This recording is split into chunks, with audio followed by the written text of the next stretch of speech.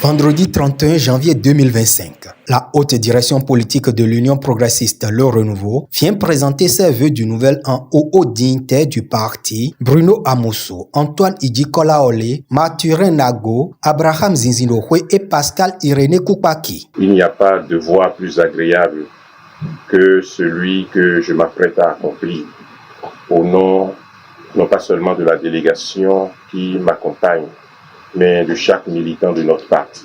Venir au domicile de nos pères, ceux qui ont fait que le parti est celui qu'il est aujourd'hui, respecté, implanté et fournissant l'espérance attendue par l'ensemble de nos compatriotes. Nous sommes venus, Monsieur le Président Amosso, Madame, chers camarades, nous sommes venus vous transmettre les vœux de paix, les vœux de bonne santé et de bonne santé.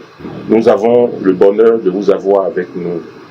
Nous espérons en avoir davantage, de vous avoir avec nous pour longtemps encore. La démarche émeut les pionniers de l'UP Le Renouveau. Gardien du temple, il se félicite de l'ancrage que prend le parti du Baobab supplanté de l'arc-en-ciel au Bénin. Je voulais, au nom de mon épouse et des autres camarades du comité des sages, vous remercier pour cette initiative inédite qui montre le progrès que nous réalisons dans la convivialité qui a été la ligne directrice de ce que nous avons fait jusqu'à présent.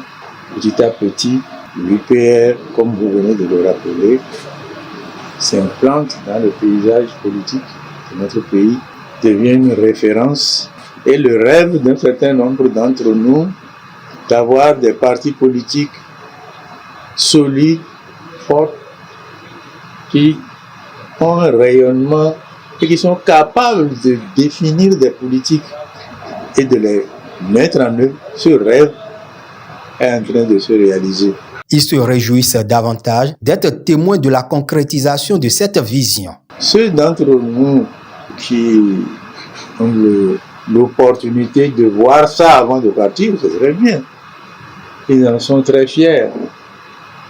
Moi, prématurément, on m'a fait partir et revenir. Donc, on m'a dit, il est mort. On m'a dit, il est vivant. Jésus n'est plus le seul dans ce cas-là. Moi, je trouve formidable que cette possibilité nous soit donnée. Et nous, chaque fois que nous nous voyons, nous saluons les initiatives que vous prenez pour renforcer le parti dans l'opinion.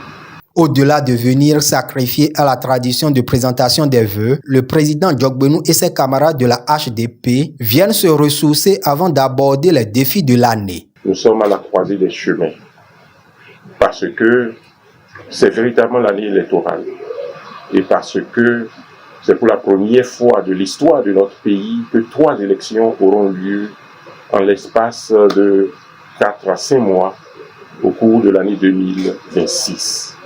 2025 prépare 2026. Nous avons besoin de vos conseils. Nous avons besoin de votre bénédiction. Nous avons besoin de votre accompagnement.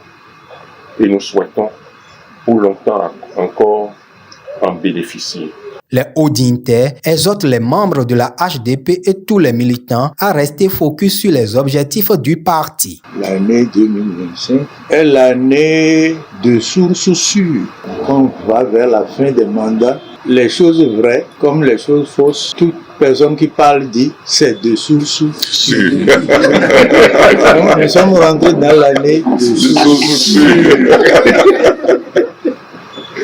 Et pour cette raison, la vigilance devient un impératif pour que progressivement nous puissions bâtir quelque chose, conduire une stratégie et réussir et ne pas nous laisser distraire.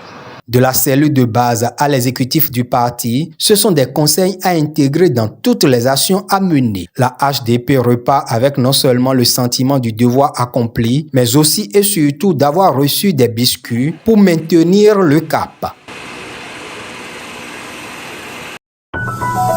Ibis TV, créé pour inspirer.